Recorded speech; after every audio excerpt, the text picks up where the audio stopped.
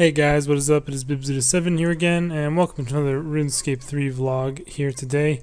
In this video, we're going to be talking about this week's update, and yeah, that's pretty much going to be the normal weekly vlog for today. Nothing really to show this week in terms of, in-game, because it is not too significant of an update or anything, but probably just be fire making as the usual vlogs will tend to be. So, this is the clan quality of life update that was pushed back from last week, and as you can see in my chat, they also mentioned this in the news post. Apparently, it was a long-awaited update, although I've never heard anybody ask for it or seen any hopes for it on Reddit. Nobody really cared when it got pushed back. It's not really that significant. And they also say in the patch, or like on the update page, that they have an alarming amount of content for us this week, which is like just a complete lie, or like it's not even a lie. It's just like because they say it in the post about the update. So like you read that and then you read the update. And it's just like, no, you do not have an alarming amount of content. That's just not the case. I just don't know why they would say that.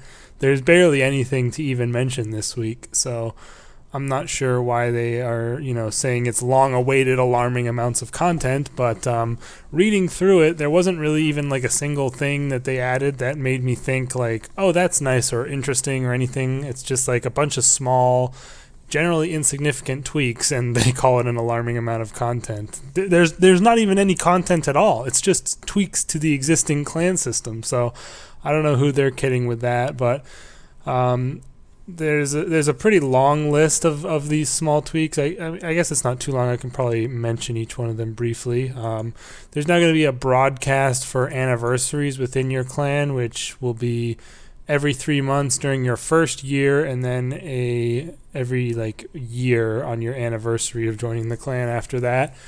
I mean, I guess that's cool. It's not really that interesting of an update. It's just like now there's going to be even more broadcasts about, people having their anniversaries. Like, I don't know if anybody actually cares about that. They've added some new keywords and changed some keywords that, you can make your clan have these keywords as being like, these are what we do. This is what our clan's about. When they have like your Vex down or anything like that. They've updated the interface for the clan information to make it less archaic.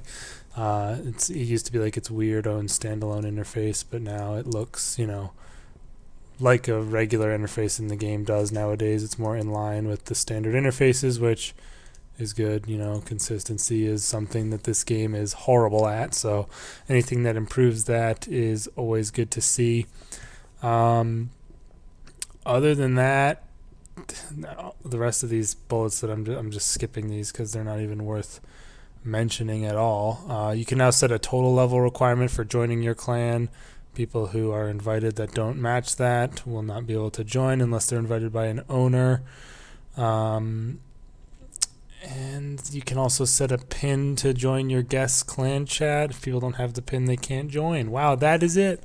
That's like, there's like a bunch of other different things that are just like so insignificant. I don't even feel like mentioning them. Like nobody will really, nobody that I know or have ever heard about or like ever seen will care about almost any of these updates.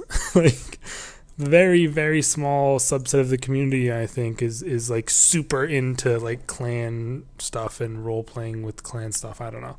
That's just my perspective. I mean, if you know people who are like, oh my god, this is the best update of the year, then by all means let me know. But I just feel like they are super overselling it, and I can't see how they can even justify doing so in their own heads. But that's my opinion anyways. So they also put a reminder in this week's update note about the Song of Saren event. That is this weekend, so that starts on May 10th at 12 o'clock, I assume game time. Runs till May 13th at 11:59 game time. So it's the whole weekend of, so it is an extra 1.5 times XP in every skill. So they did not,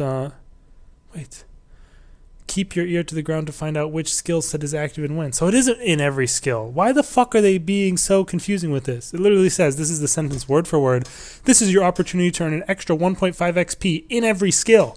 So keep an ear to the ground to find out which skill set is active and when. They did the same thing when they originally announced the event. They were like, every skill will have 1.5 times XP active this weekend. But then, like, is that only the skills whose voice is active? I'm pretty sure that's how it is, but still not 100% sure. Then, of course, there is going to be Saren starting to appear in Burthorpe on Friday as well on the 10th. I'm not sure, though, if the quest is released then. I assume the quest isn't until next week, so that is just going to be my assumption. But obviously, I'll make a video on the Friday if there is anything, new in terms of content aside from the event, because that's just, XP buffs and such. And they put another pretty much equally long reminder about their accompanying Treasure Hunter promo. So glad to see that. And that is everything for the main update page. The patch notes were also very short this week, with only a couple of things really worth mentioning, in my opinion. They've adjusted the Praesol Codex rates to scale to the amount of players in the fight of AOD, so up to 7, and small teams will be better rewarded. I really love this. I wish they would do something similar for all group bosses that give a number of drops per the players in the fight. So something like this is already like kind of built into Virago, because Virago gives 5 drops regardless of the number of people in the fight. So, obviously if you do it with less people need to split, any big drops that you get, or most teams will split the energies, so less people to split energies with, and you get more for yourself. So that's kind of built into something like Virago. I wish they'd add it to, like, Rots is the main one that comes to mind, because I think that it would be nice if you would get rewarded for doing, like duoing Rots is a fun challenge, but you just get less overall loot. Obviously, you don't tend to split stuff at Rots, but it just ends up being a slower kill, and there's no point in really doing it. So I wish they would do something like that with Rots. Maybe with Solok, like if you did 7-mans with less people, but there's already duo mode, so it doesn't really make as much sense to do it for that. Just group bosses in general, I would like to see something similar to like that in the future, but most likely it won't happen. I've suggested the Rots thing on the Reddit a couple times, and it doesn't really end up getting much traction. Most people don't see the point for it, but then when something like this comes for AOD, everyone's happy about it. So, I don't see why it wouldn't make sense to add it to Rots as well. But I thought also that they already did this with the PVM revitalization update or whatever. That was like a month, maybe a little bit longer than that ago. But I guess not. I don't know. They've added it in now. Maybe it was just for wands and other stuff before, and now they've just added it, but I'm not 100% sure on that. Either way, that is that. They've also made it so that all pets are hidden for everyone except the person who has the pet while you're in the Combat Academy, which people have been crying about for ages, how the drakes and such are too big and get in the way of people doing portables at the Combat Academy. I'm surprised they actually did it, to be honest, but they did go ahead and do that. So it's going to be a little less aids at the World 84 Combat Academy portable, clusterfuck. So that's good, I guess. I've never really been a big fan of portables in general. I think they're kind of OP, but yeah, at least it's a little bit less aids to be in that area now. Still probably going to be laggy as hell, but yeah, surprised they honestly did that. And then lastly, they've added some more divine locations for the new ores. So let's pull them up here on the skill guide. As you can see here at the top level of level 90, you get the divine light and dark Anamika rocks now. They've also adjusted the requirements of all the other divine mining locations to compensate for the new ones. So we have divine phasmatite, necrite, and then obviously it's pretty much the same as the mining requirements. We have adamant at 40, rune at 50, etc. Unfortunately, they're apparently really, really bad to actually do.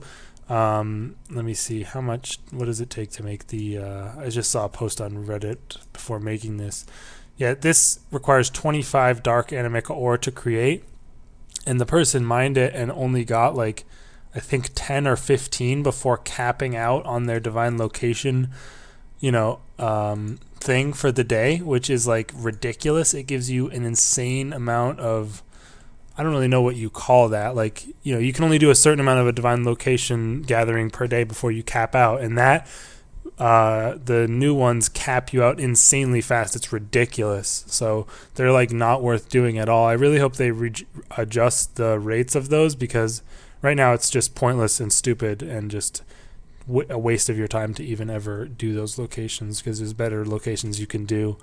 And there'll probably be better ones you can do regardless of how much they, take away from your cap, but currently they're just so bad. So that kind of sucks. Like, they really didn't consider the balancing on those whatsoever.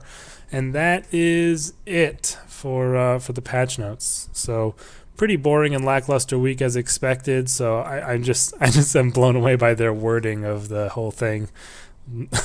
Alarming amount of content, long awaited week. Like, come on. It's just boring. But next week we get the new quest, so I'm really looking forward to that. Hopefully it's a good one. Maybe it'll come out on Friday. Who really knows? If so, like I said, I'll be sure to make a video. Otherwise, I'll have the regular Saturday Hardcore Iron Man episode coming your way as usual. And yeah, that's pretty much it for this video, you guys. Not too much else to talk about. I actually did go for a Telos hour the other day, just to try some PVM on this account, and I only got 10 kills during the hour, starting a new streak, but maybe continuing in this in the future. I'd like to get 2 orb sets or so a year to continually fund my Premier Club on this account and my hardcore.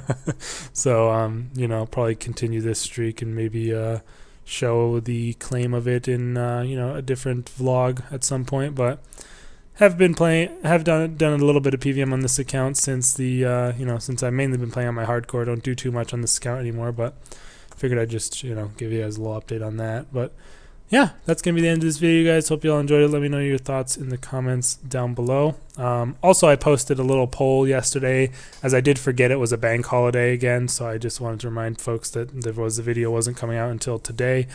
Included another little random poll on that. It was about what people think the big summer update is going to be. My options were a solo boss, a group boss, a grandmaster quest, a world event, or a pile of garbage.